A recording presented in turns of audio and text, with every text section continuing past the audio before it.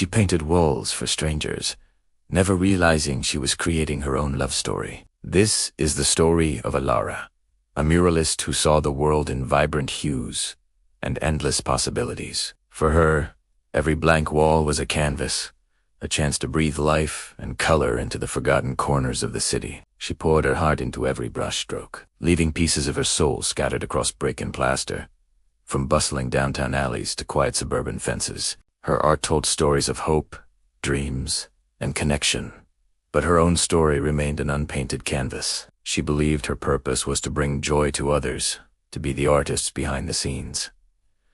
Never the subject of the masterpiece, little did she know, with every mural she completed, she was also painting the backdrop to a love story she hadn't even imagined. A story where she was the main character. Someone was following her trail of color, not just admiring her art, but piecing together the incredible woman who created it. Alara's latest project was her most ambitious yet, a massive wall on the side of an old community library, a building that had seen better days. The brief was simple: bring it back to life. For weeks, she sketched and planned, her mind a whirlwind of galaxies, mythical creatures, and blooming flora. She wanted this mural to be more than just paint. She wanted it to be an experience, a portal to another world for anyone who passed by. As she began her work, high up on the scaffolding, the world below her faded into a blur of traffic and noise. It was just her, the wall, and the symphony of colors on her palette. She worked from sunrise to sunset, lost in her own world. What she didn't notice was the quiet observer who appeared every afternoon. He'd stand across the street, a book in hand, pretending to read, but his eyes were always fixed on the wall, watching as a magnificent forest, glowing with bioluminescent light, grew from her brushes. He never approached, never spoke. He was just a silhouette against the setting sun, a silent admirer of her unfolding creation. One day, a package arrived at the library addressed simply to the artist of the wall. Inside, nestled among tissue paper, was a collection of antique paint, their wooden handles worn smooth with time and their bristles still holding faint traces of forgotten colors. There was no note, no name, just the brushes. Alara was touched, and a little baffled. Who would send such a thoughtful, anonymous gift? She replaced her own worn-out brushes with these new old ones, and as she painted, she felt a strange connection, as if the hands of artists past were guiding her own. The mural seemed to gain a new depth, a new layer of soul. The mysterious gift-giver had unknowingly become a part of her art. A few days later, another package arrived. This time it was a vintage thermos, filled with the most delicious hot chocolate she had ever tasted, perfect for the crisp autumn air. The daily observer across the street was still there, and she started to wonder if he was the one. She'd catch his eye sometimes, offering a small, hesitant wave, which he would return with a gentle nod before disappearing back into his book. The mural was nearly finished. The enchanted forest was complete, with fireflies that seemed to dance and trees that whispered ancient secrets. Alara was adding the final Tachiza scattering of stardust across the twilight sky when she saw him crossing the street, walking directly toward her. Her heart did a little flip. He was no longer a distant silhouette.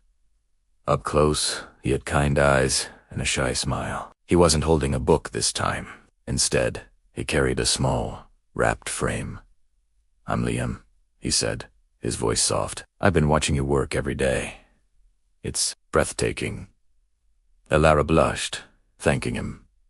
He handed her the frame. "I saw your first mural," he explained, "the one with the phoenix on the old warehouse. It felt like it was painted just for me. I was at a really low point, and seeing that symbol of rebirth every day on my way to work, it helped. It gave me hope." He continued, "So I started following your work. The dragon on the bakery, the ocean on the school wall. Each one felt like a chapter in a story, and I wanted to know the author. He had been the one sending the gifts, small tokens of his gratitude. Inside the frame he gave her was not a painting, but a beautifully pressed collection of flowers and leaves, arranged to look like a miniature version of the very forest she had just painted on the wall. He was an archivist at the library, a lover of stories in all their forms, from books to the art that adorned the city walls. He explained how he had seen the story of a vibrant, passionate, and slightly lonely artist in her work. He saw the joy she gave to the world and wanted to give some of it back to her. As Alara looked from the pressed flowers in her hand to the magnificent forest on the wall, she realized her art had done more than just beautify the city. It had created a connection, a bridge between two souls who might have otherwise never met. Her murals were not just for strangers. They were a breadcrumb trail leading someone directly to her heart. Liam pointed to a small, hidden detail in her mural. She'd painted just that morning, two small figures, barely visible, sitting on a bench, watching the enchanted forest. "Is that us?" he asked, with a hopeful smile. Alara smiled back, a real, radiant smile. "I was hoping it would be," she replied. She had been painting for everyone else, but in the process, she had accidentally painted herself a partner, a companion to share her world of color with. Standing there, under the glow of her completed masterpiece, Alara understood. Love wasn't something you waited for. Sometimes, it was something you created brushstroke by brushstroke without even realizing it. Her life, which she thought was lived behind the scenes, was a masterpiece in its own right, and Liam had just helped her see it. They spent the rest of the evening talking, sharing stories as the streetlights came on, casting a warm glow on the enchanted forest. He told her about the histories hidden in the library's archives, and she told him about the stories she wanted to paint next. It felt less like a first date and more like a reunion of two old friends who had been communicating through art all along. She had spent her life painting stories for the world, but now, her own story was just beginning. It was a story of two people brought together by a trail of color. A story that proved that the most beautiful art isn't just hung on walls, it's lived.